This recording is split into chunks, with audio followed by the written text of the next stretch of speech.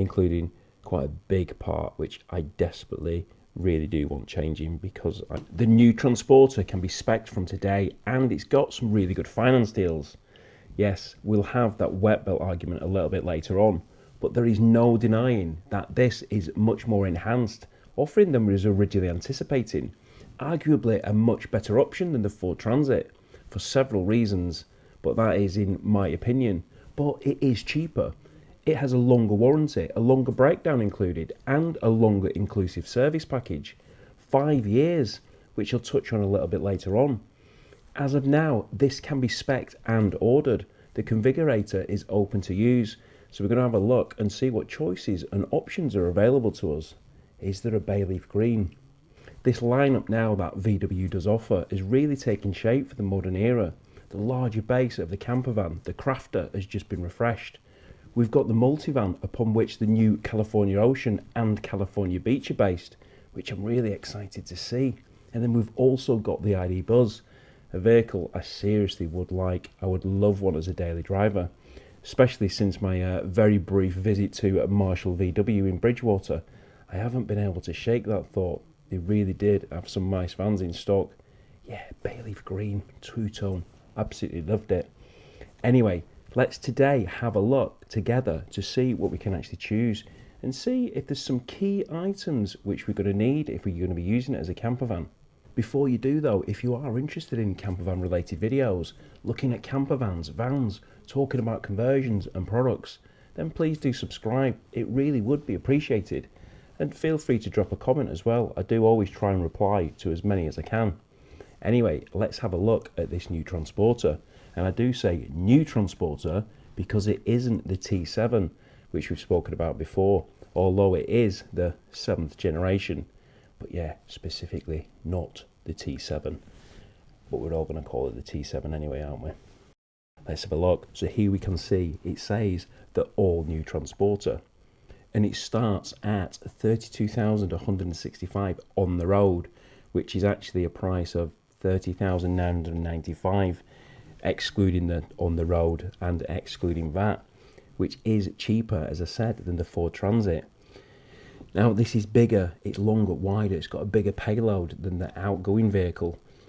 And yes, this is a vehicle which is part of the Ford Volkswagen Alliance.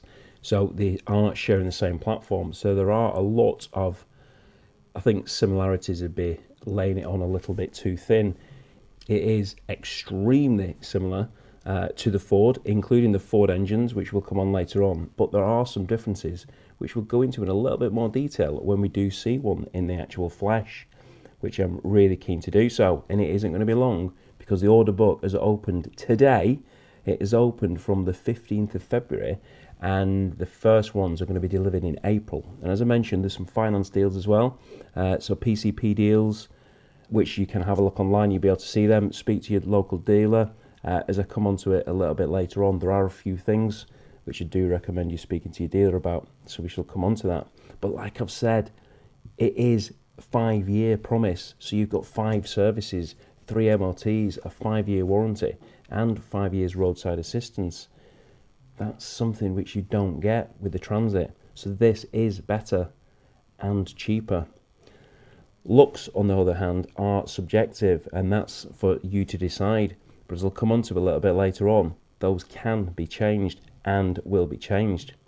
But this is the updated vehicle. It's got that advanced safety and driver assist systems. There's a lot of enhancements in it. And as you can see there, it's got that great big digital display, which you see in the rest of the range of these vehicles. Definitely coming on into the modern era. So from today, we are able to order the panel van, the shuttle and the Kombi. I'm not sure when you're going to be able to spec those. You can't actually spec those at the moment, not that I've been able to see myself anyway. But they're going to be due, I think they're going to be delivered, I think it's spring. So a couple of months potentially, a little bit later on than what the panel van is. But here we can see we've got the Commerce, which is the base vehicle, which essentially could have been the start line.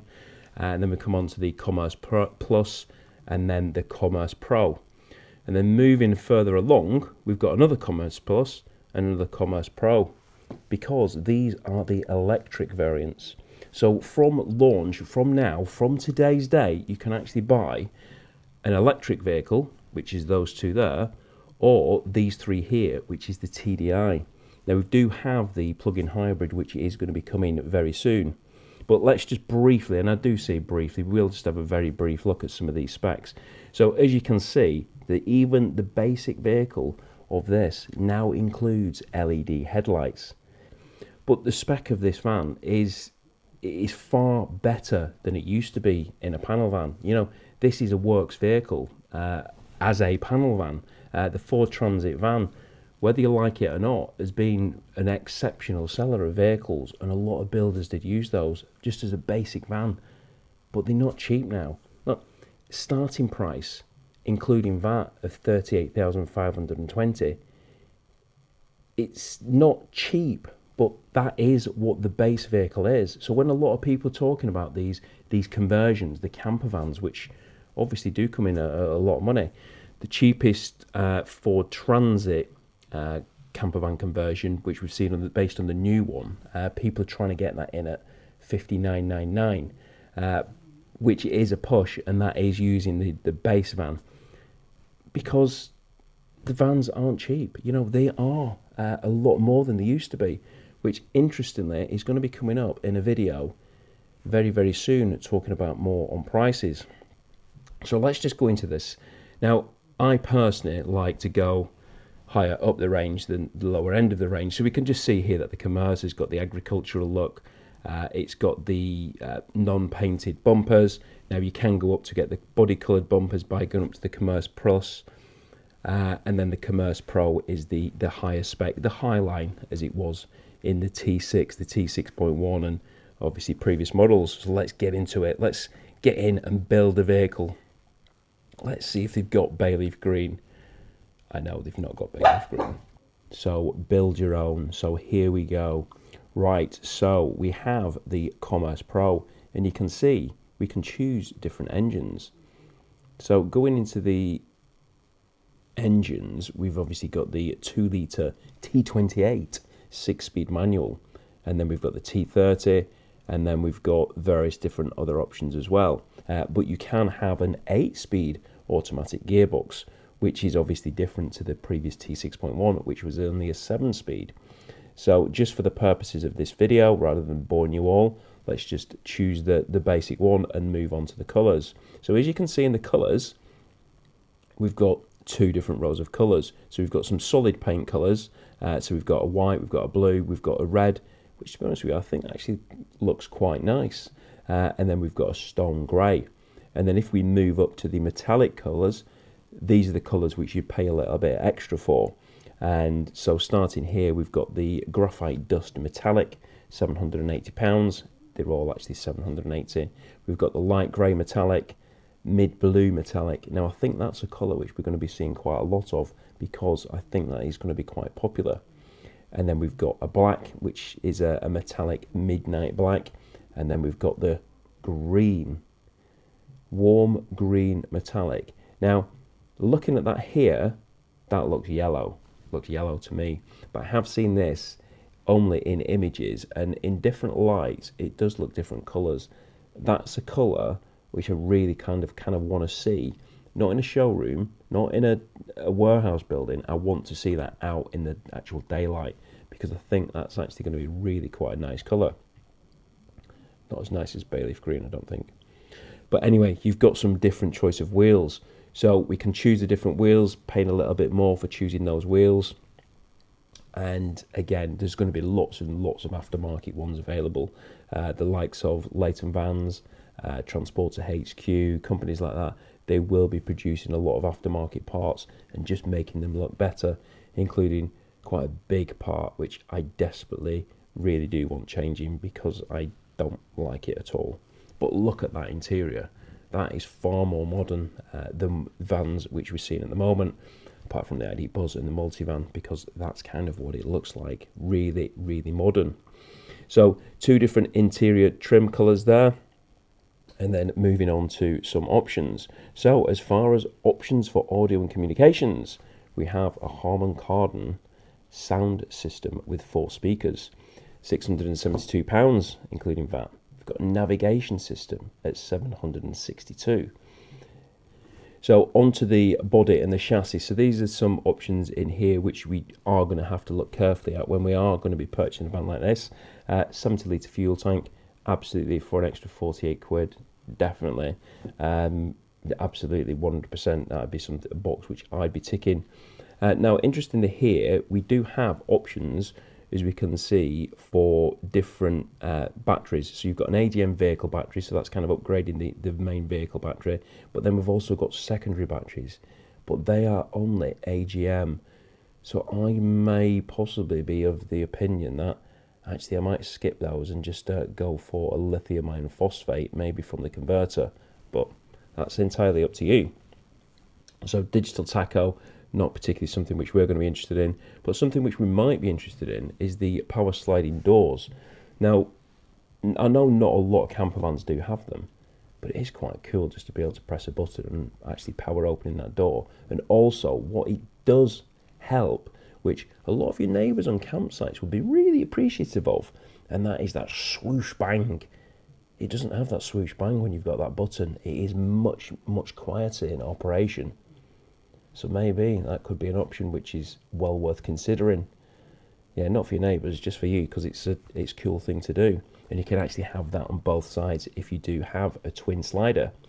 Another popular option would be the power folding trailer hitch. And to be perfectly honest with you, at £960, I'd be going for that as opposed to an aftermarket option. Do apologise for all the fitters out there, but actually a power folding 960 quid from factory, yeah, I'd be quite happy. I'd be quite happy to that. And then you do have the option of changing the way the doors are, so you can obviously have single slider or twin slider, and then you've just got the electric closing aid, so it'll still have the swoosh muted bang if you did actually go for the electric closing aid, which they're calling it there. And if you didn't go for a full tow bar, then you could just have the tow bar preparation, or there is an option for a fixed trailer hitch there at 552. But you know me, I'd be going for full electric.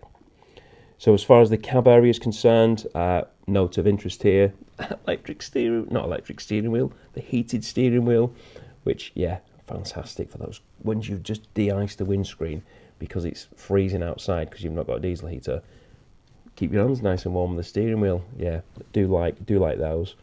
Then you've got a wide centre console with cup holder and compartment for mobile phone. Now, there's no images of that, what I've seen. Please point me in the right direction of one if you have one. So this is kind of where you need to be going into a dealer or having a chat with a dealer. Now, I do know some dealers do watch this. I've generally found that out by other people telling me that some of you dealers do watch these videos. Do reach out to me if you do, because it would be interesting to speak to a few of you. If you do watch my videos and you do enjoy them, then yeah, it'd be nice to speak to you. Anyway, the cargo area, this is pretty much for if you're not going to be doing a campervan conversion, because there's a lot of things in there which we wouldn't need with having a campervan, but there is an interesting one there without partition. We wouldn't want the partition because obviously we'd need to be accessing that rear cargo area from the front by swivel seats, which is something which isn't included in here. You cannot option factory swivel seats. So that's not too much of a concern because there's already companies out there who are making them. Rib have actually brought one out of their own, which some of the Ford Transit conversions have actually got in at the moment, as opposed to using the factory Ford ones. So they are available, so it's not too much of a concern. But the factory Volkswagen swivel seat actually used to be quite good, so it is a bit of a disappointment that that isn't there. But never mind. You got the California if you want some factory swivels in a VW. I do like the California Ocean. Anyway, so comfort and convenience in here, we've got an inverter. It's only 400 watt. So depending what kind of devices you was going to be running or thinking about running, then 400 watt, it's obviously going to do your laptop and mobile phones and things like that. Although you shouldn't be using an inverter to charge mobile phones. You should be plugging it straight into the 12 volt. But maybe laptops, things like that, small power items, 400 watts. But just you to be careful. you don't want to be overpowering it. So driver assistance, you've got your interior rear view mirror with digital display and dash cam function. Now, absolutely, everybody should have a dash cam. I've seen something on the internet tonight where somebody was crying out for some witness who, because they'd been involved in an accident, they didn't have a witness, they'd exchanged details, etc. And then now they're blaming the person, but they've got no evidence. If they had evidence, it'd be straightforward. So everybody should have a dash cam. So that's an option which absolutely I would be looking into. First aid kit and warning triangle and safety vest. It's 36 quid to get it from factory. You could probably get something a little bit cheaper online, but really, why? It's 36 quid. It's factory. I'd be going for that. And then the parking package premium plus. So as we've got in here, we've got the driving assistance. So we've got the front assist for the passenger cyclist monitoring, front cross travel assist, parking sensors in the rear, etc, etc. So it's got a lot in that pack for only 228 quid. So definitely worth having a look at. So some more equipment packages in there. Have a look at those, but the lights and vision package would be one which I'd be kind of looking at, and that's the advanced high beam with dynamic light assist and the IQ light LED matrix, so which we can see on the ID Buzz. I've got it, the multivan's got it, and yeah, it's a fantastic light system, so do have a look into that. I think on its own it's about 1,200, 1,400 quid, so part of the package £2,400. But that does include other parts in that: the exterior power adjustable heated mirrors, dimming breakaway interior rear view mirror. So yeah, so that's a package which contains quite a bit of equipment.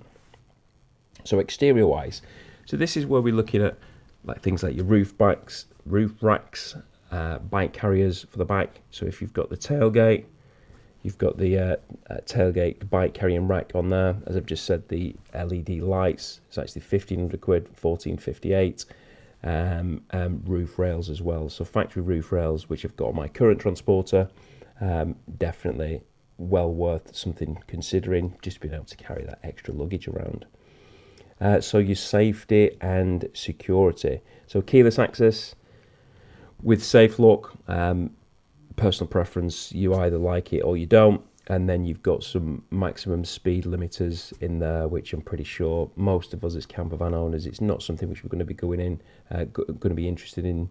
But obviously, if you're a business owner, you're buying these vehicles for business purposes, then maybe that would be something which you would be considering.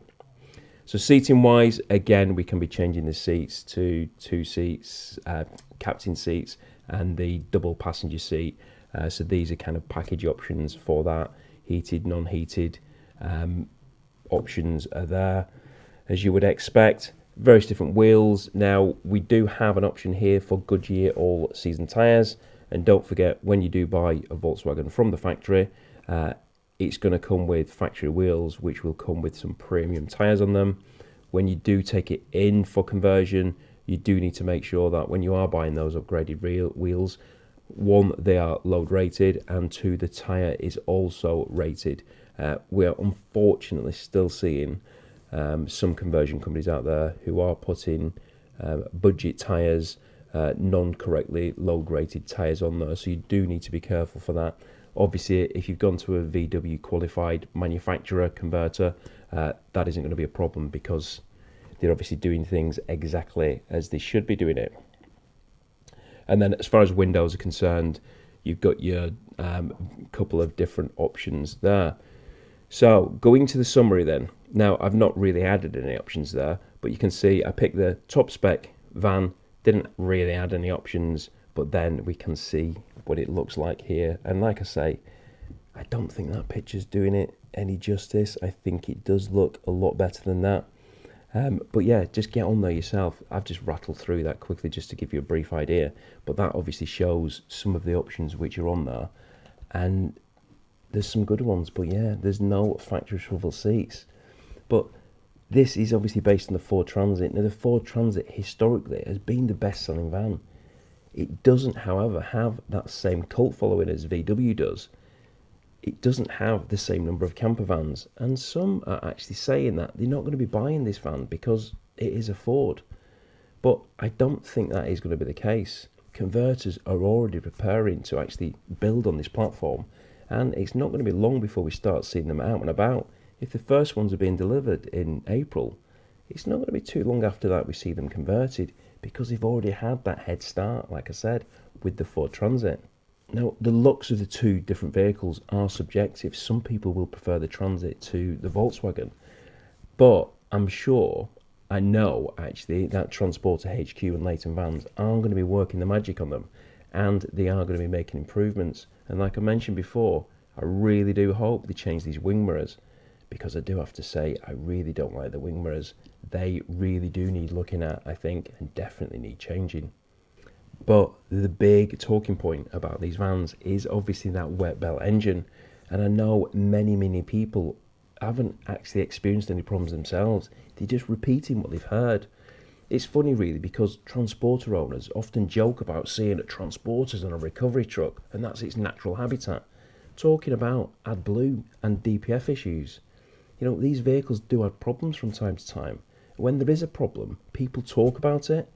It isn't often that I come home from work and say, oh, my computer, my phone, my van, they've been great today, there's been no problems. But if there has been a problem, then I'll quite often talk about it. That's just nature, that is what happens. Now, if something has a problem, but it's only made in small quantities, you're not really going to hear anything about it.